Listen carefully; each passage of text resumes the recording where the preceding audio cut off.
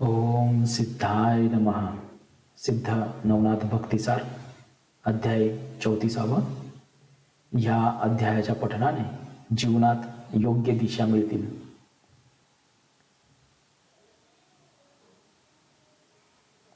अध्याय 34 प्रारंभ. ओम सिद्ध गणेशाय नमः. ओम सिद्धेश्वराय नमः. ओम सिद्धेश्वरी मात्रे नमः. ओम सिद्ध गोरक्षनाथाय नमः. ओम सिद्ध स्वामी हरदासाय नमः.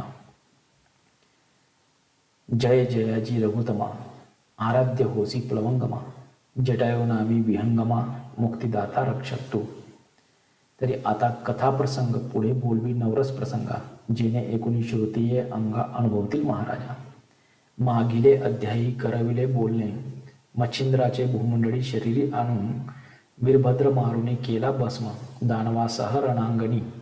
तरी आता पुढे कथा वीरभद्र निमाल्या उमाकांता, सहज गुण आठवणे चित्ता, पुत्र मोहे वेष्टीला. मुख वाळवणे झाले म्लान, अश्रू लुटले दोही नैनी, परिण बोले काही जटा वेष्टीने पुत्र मोहे स्फुंदत असे. मनात म्हणे हा हा पुत्रा पुरता धैर्य लावण्य गात्रा, विद्या संपन्न सर्व अस्त्रा जाणता एक होतास की. आहा केसा दैवहीन हातीचे गेले पुत्र निधान, काय असोनी अपार गण तया सरसी न पावती. एक इंदू खवी नसता अपार उद्गण असोनी वृथा, तेवी वीरभद्राविण गण सर्वथा हेन तेजे वाटती. की मयुरा सर्वांगी डोळे परी देखण्याचे मंदावळे बुबुळे, तेवी वीरभद्राविण गण विकळे सर्व माथे बास्ती पे.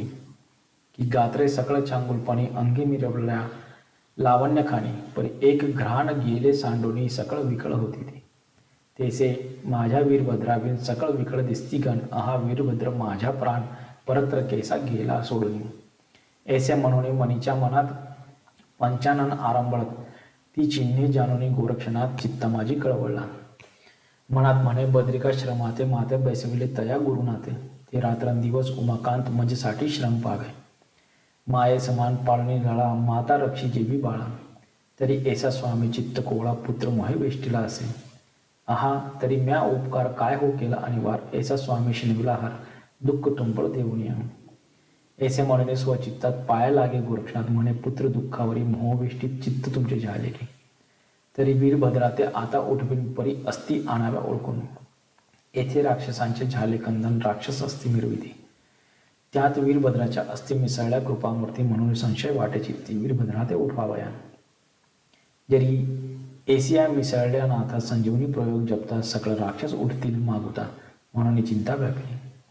ऐसे बोलता गोरक्षजती नीलगिरी म्हणे कृपामूर्ती, वीरभद्राच्या सकळ अस्ती ओळखुनी काढीन मी. माझे गण आहेत जितके ते आसनी शयनी भोजनी बले, मम नामी रथ झाले काया वाचा बुद्धीने.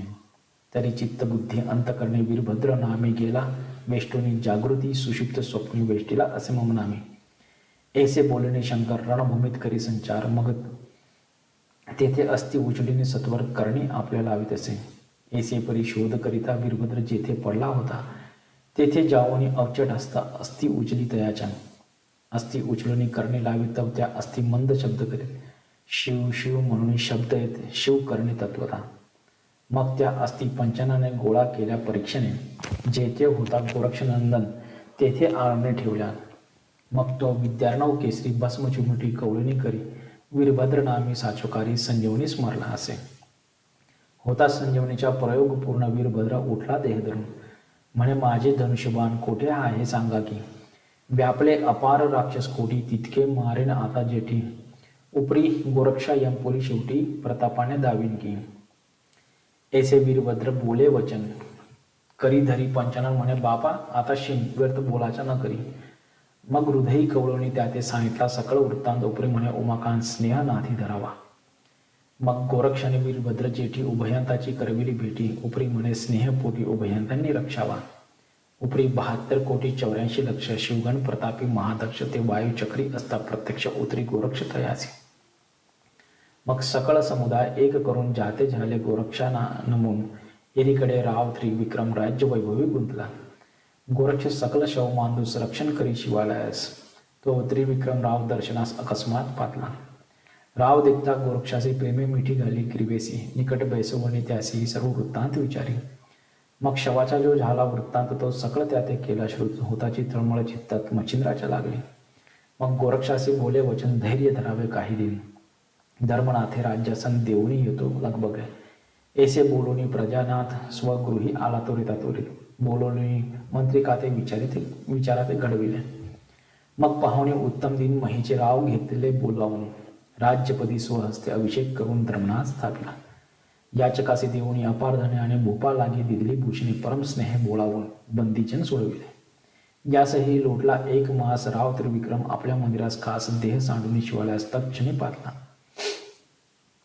एकीकडे रेवती सती सहज गेली राजसदना प्रति म्हणे महाराजा हे नृपती अजूनही काहो निजलात, परी तिथे न बोले काही. मग हालवरी पाहे स्वहस्ता प्रवाही, तर ते प्रेत मिळवले देही पाहुणी शोका वहिवटे.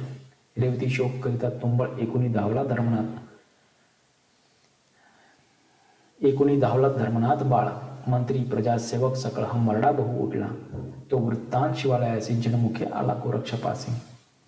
मग सिद्ध करून भस्म चिमुटी संजीवनी प्रयोजनी असती मास प्रयोजिता देह संगीन झाला त्वरित. संगीन होता मच्छिंद्रनाथा समय पावला निघावया. मच्छिंद्र देही संचार होता उठून बेसला क्षण लागता. एकीकडे राव प्रेत स्मशान वाटिके आणले. प्रेत आणले स्मशानी त्रिवर्ग पहावया निघाले मुनी. तो रेवतीने दृष्टी पाहुणे शोध आणाविला तयाच्या. करुणी रायाचे दहन स्नाना गेले सकळजन, परी धर्मनाथ दारुण शोक करी अद्भुत पै. शोक करी तरी केसा सोडणी प्राणाच्या भरोसा, बोध लोक बोधितांना ये भाषा. आरंभळत असे आक्रोश उत्तर क्रिया झाल्या उपरीनं राहे रुदन तयाचे परी.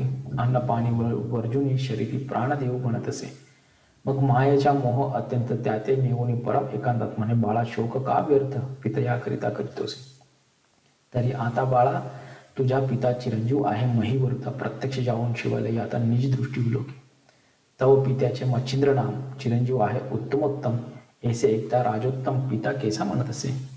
मग प्रवेशादी सकळ वार्ता सांगती झाली निज सुतात. धर्मनाथ एकोणी तत्वता तुष्ट झाला शरीराते. मग शीघ्र घेऊन कटकभार शिवालयी आला अति सत्वर भावे नमुने नाथ मच्छिंद्र शिवाकाचनी वाईल. नेऊने आपले राजभवने सेवा करीत असे प्रीती करून मग तो 1 संवत्सर तेथे राहून पुढे तीर्था चालिला परी धर्मनाथ परम झाला शोकाकुलित म्हणे ताता तव सांगा ते मीही तीर्था येतो की. या उपरी बोले मच्छिंद्रनाथ बाळा 12 वर्षे येऊ येते. मग जोग देव गोरक्षा हाते तू ते सगळे नेईन मी. आता रेवतीची सेवा करून भोगी आपले राज्यासन. जेथे रेवती तेथे प्राण माझ्या असे की. असे हो बाळका, तिची सेवा केल्याने संतुष्ट आहे माझे मन. ऐसे करून समाधान त्रिवर्ग तेथून निघाले. मग तेथाटणी भ्रमण करीती येऊनी पोहोचले गोदातटी. भामानगर काननपोटी येऊन पोहोचले. ग्राम नाम एकोणी कानी गोरक्षाचे अंतकरणी स्मरण झाले कृषी धर्मी माणिक नामे कृषीचे. मग मच्छिंद्राते सांगे समस्त अळभंग भेटला एक तेथे. मी प्रसन्न होता आपले चित्ते काही वर्ण घेतो.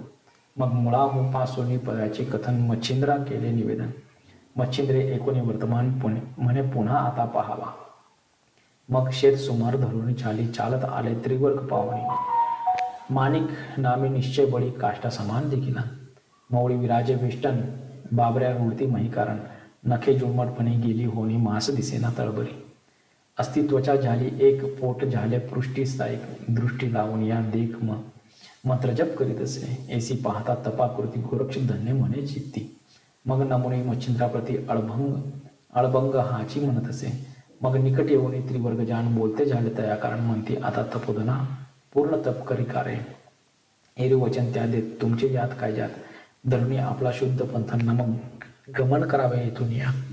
जे बोले मच्छिंद्रनाथ तया वाकड्यापणे उत्तर देत. मग गोरक्ष म्हणे मच्छिंद्राते हा अळभंग असे महाराजा, तरी याचे आता हित युक्तीने करीतो बसा सोयस. मग तरु छाये निकट तेथ मच्छिंद्र जाऊन बेसला. चौरंगी आणि मच्छिंद्रनाथ गोरक्षाचे मोज पाहत. गोरक्ष जाऊन पैतेत आहा म्हणत असे. आहा म्हणून वाणी म्हणे ऐसा माहिती दुजा स्वामी आम्ही देखला नाही तपोनिधी आगळा हो. समुद्र वलयांकित पृथ्वी पाहिली समस्त परी ऐसा तपोनात देखला नाही निज दृष्टी. तरी ऐसा स्वामी योगमणी याचा अनुग्रह घ्यावा कोणी गुरु झालिया. ऐसा प्राणी दैव अपार मिरवत असे. तरी आता असो कैसे गुरु करावा आपणास. ऐसे चिंतून बोलले त्यास प्रज्ञावंत महाराजा. म्हणे स्वामी कृपा करून मज अनुग्रही गुरु होऊन ऐसे बोलणे ऐकून अळभंग म्हणे तयासी, बेटा एवढा थोर झाला अद्याप अक्कल नाही याला, गुरु करू म्हणतो आम्हाला मूर्खपणी आगळा हो, मग मजला गुरु करू पाहसी तरी तुची का बेट्या होईनास मजेसी, ऐसे म्हणून स्वकर्णासी तया मुखी लावित असे. कर्ण लागता गोरक्षाननी संज्ञान मंत्र ब्रह्मख्यानी परम कृपे करणी फुंकोनी सनात केला शनार्थे.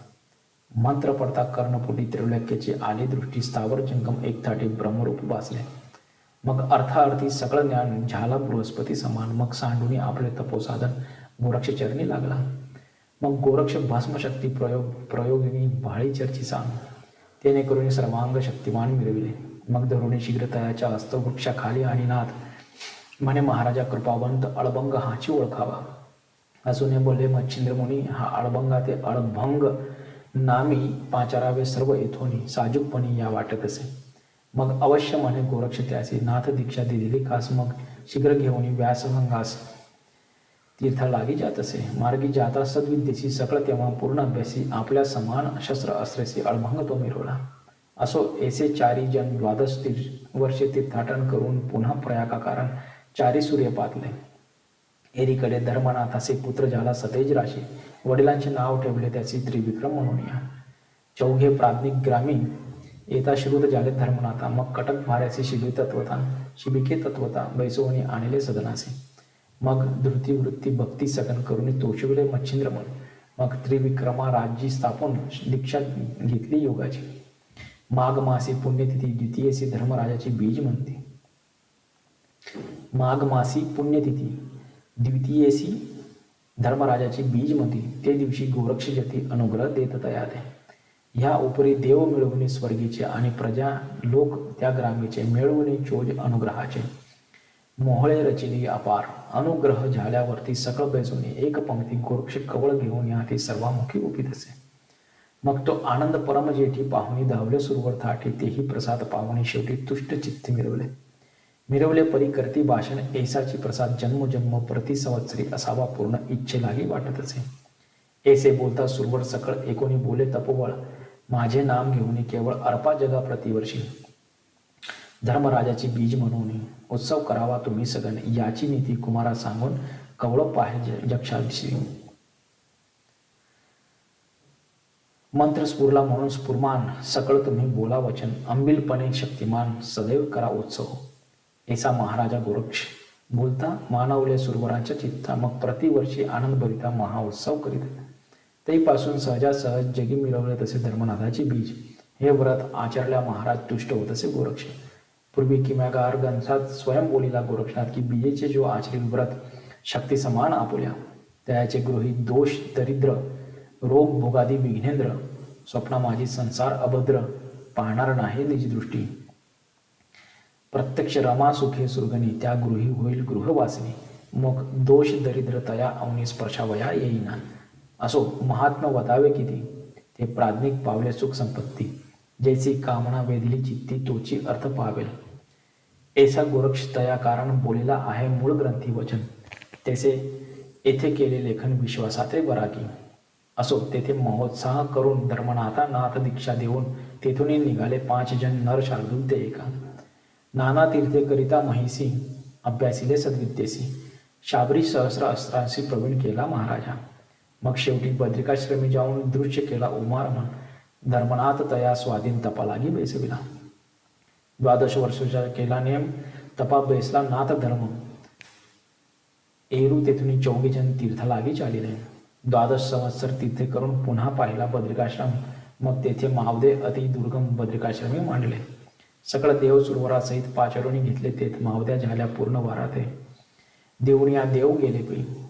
मग तो धर्मनाथ सवे घेऊन फेरी करीती तीर्थाटन. आता पुढे एका कथन रेवण सिद्धनाथाचे. पूर्वी 88 सहस्र ऋषी झाल्या आहेत विधिवीर्यासी. त्याची समयी रेत महिसी रेवातीरी पडले. रेवातीरी तेही रेत पडिले अकस्मात. चमस नारायण संचार करून त्यात देहद्वारी मिळवला. बाळतनु अति सुकुमार बालार्क किरणी मनोहर उकरडा लोळे महीवर ठेय ठेय म्हणून. तो त्या काननी कृषी एक उत्तम नाम संसार. तो घट घेऊन न्यावया उदक रेवातीरी पातला. परी अकस्मात येता झाला बाळ जेत. सहज चाली पुढे चालत बाळ दृष्टी देखिला.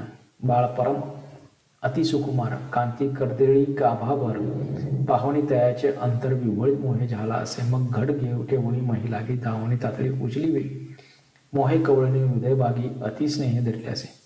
आधीच सहन सारोप नामाने तेथे दयेसी काय होणे. आवडीने करून मुखचुंबन कुरवाळीत प्रीतीने मग रिक्त घट भरून आडी ग्रामात आला हर्षा पाडी सदनी प्रवेशून आवडी कांत्या लागी बोलत असे. म्हणे जीव लगे आजीच्या दिन माते झाला धातू हेम तरी शिवलते लागी द्रोण कुंभापरी मिरवला. सहज गेलो उदकाते रेवातिरी वाळवंटीत आपणा ईश्वरी दिदला सूत वंशावळी मिरवावया. ऐसे एकदा कांता गोष्टी म्हणे कोठे मज दावा दृष्टी तव तो काढणी वस्त्रपुटी कर संपुटी देत असे. तव ती कांता उत्तम नामी धार्मिक बुद्धी संसारधामी बाळ देखता देहधर्मी हर्ष सिंधू लोटला. जैसा पूर्ण चंद्रदृष्टी दृश्य होता उधदी पोटी आनंद भरून तोय दाटी उचंबळा दाटत असे. केली दरिद्रियांशी मांदूस होय दर्शन मग तयाच्या आनंद वर्णिल कोण त्यावी उत्तम मनोधर्म आनंद लहरी मिरवत असे. बाळ धरुणी हृदय संपुटी चुंबन घेत स्नेहाचे पोटी मग तैल उदकी नावनी शेवटी पालखाते घातले. तियेचे तांबले होते घरी निजविला योगी तया शेजारी स्तनपान केल्या उपरी बाळ निजे पालखी. असो ऐसे नित्यानित्य बाळ संगोपी ममते रेवण नाम ठेवून त्याते मोहे करून सांभाळी. रेवातिरी बाळ रेवेत सापडले म्हणून त्याते रेवण नाम साजुकोंत सहन सारोप ठेवीत असे. असो रेवण नाम याचे संगोपन असो रेवणनाथ याचे संगोपन करीती उभयंता पालन ऐसे लोटा बहुत दिन प्रपंच राहाटी करीत असे. 12 संवत्सर प्रपंच राहाटी कृषी कर्म विद्या पाठी पूर्ण झाला अवता जेठी पितयाहुनी आगळा. नांगर वरवर पाळी पेरण काक पक्षादी करी रक्षण ऐसा कृषी कर्मी निपुण रेवणनाथ झाला असे. तो कोण्या एके दिवशी उठून मागले प्रहर निशी वृषभ सोडून काननासी चारावयासी चालिला. चांदणे पडले असे सुदृढ दृश्य होत असे महिवाट सुदृढपणे गोचर वाट निज चक्षुते होत असे. दादा म्हणून वृषभा पाठी हा किती चालीला आहे जेठी जो अनुसूया शुक्तिका रत्न वाटीत पुढे आले अकस्मात. परी तो महाराज अत्रिनंदन पावन वेगे तयाचे गमन नेमिले ठाई करून स्नान गिरनार पर्वती जात असे. पायी खडावा सुशोभित एक अंचल अंगी शोभत शुभ्र कोपिन विराजित कंठतटा विष्णुनी मौळी वेष्टिल्या असती जता डाळी मिशा रंगपिंगटा सकळ ज्ञानी यांच्या वरिष्ठा कनक कांती शोभत असे. ऐसा महाराज अत्रिनंदन जो त्रिदेवतांच्या अवतार पूर्ण अति लगबगे करी नमन